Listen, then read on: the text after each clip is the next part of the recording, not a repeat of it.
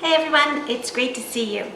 Today my propagated hydrangeas are ready to be actually planted. So it's been almost a month since I made a video where I took some cuttings from my hydrangea bushes and I put them into water.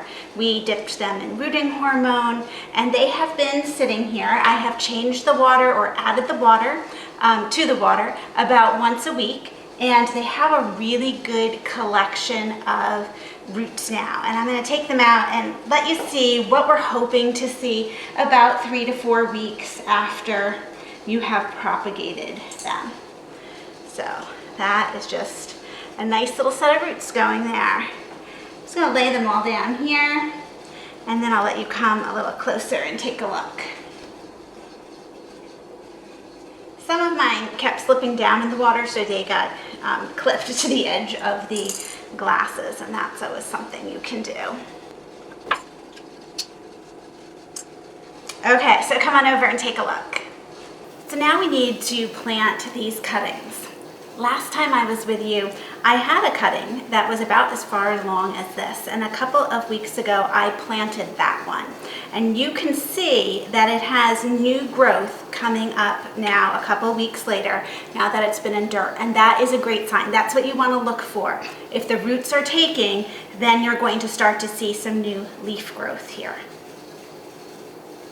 So what I've done is, you know how I love my root bags. I've taken my root pouch. This is the smallest one that I could find by this company, and I really do like the root pouch brand name. It's just worked well for me. They're not sponsors. And you can take this kind. So unlike the larger root bags I use with the handles, those are not meant to be planted directly into the ground. Those are supposed to go into a pot or just be used that way. These actually can be planted right into your ground later. The roots will grow through this. I don't really plan to do that. I just think this is a great way to start them, but just so you know, there is a difference. This is a thinner felt here. You also can cut them down. So they come about that tall. I took all of these, and you can cut them to the size that you want. So I figured this is probably plenty big enough for our cuttings. And then you just spread them out. So I've taken mine and I have filled them with potting mix. And then in the potting mix, I've mixed in some of my biotone starter that I always use when I'm doing a new plant. And I'm ready to plant these. Now, the roots are still really delicate, so you can't just shove them in here into your dirt. You have to make space for them and then pat the dirt really carefully around here. I use my fingers. Some people use a pen or a marker and just poke a hole in there, but you're going to very gently settle your little clipping in there and pat down around it. Now I have 2 of the same kind of propagated pieces here, so I'm going to put 2 in this particular container. So very carefully. It makes me nervous, I have to tell you. I feel like I've babied them along for a month. I don't want anything to happen. Okay. So now they're in. I've patted them gently. This is still a little tall for me, so I'm going to actually roll the top back just a little bit. Hopefully you can see them settled in there. And then I'm just going to give them a little water. Now you do want to keep them damp, but not super damp. Some people even spritz them with a little water mister. That's fine. But here they are, they're all set. And then just like you would with any other plant, you want to make sure that they stay moist, not too overly moist, and you keep them in the sun. Now before, they were on my counter, and I do get a lot of sun here, so it's probably fine, but now they really are in the process of going to grow more leaves, so they do need a good sunny spot.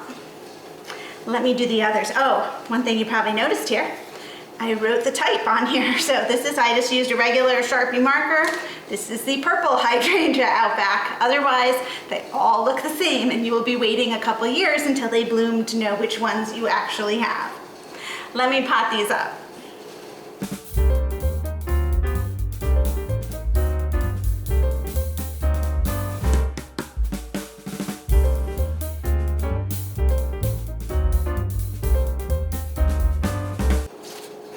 Okay, so I I took all of those cuttings out of these glasses, but when I put them down on the garbage bag here, I left them in the same order, and these are all labeled underneath, and I have my pots in the same order, so now I can go and write the names on the sides here so I know exactly which kind is which. I do not have that good a memory if anyone thought I was actually remembering which one was the particular hydrangea type.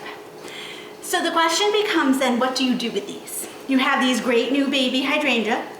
You probably do not want them to live on your kitchen counter for the rest of your life. The idea is that we're going to have new hydrangea in our garden. Hydrangea need to have a cold period where they go dormant in order for them to bloom next year. So I'm going to keep mine inside until they start to show a little growth, like this one. And then I'm going to transition them outside.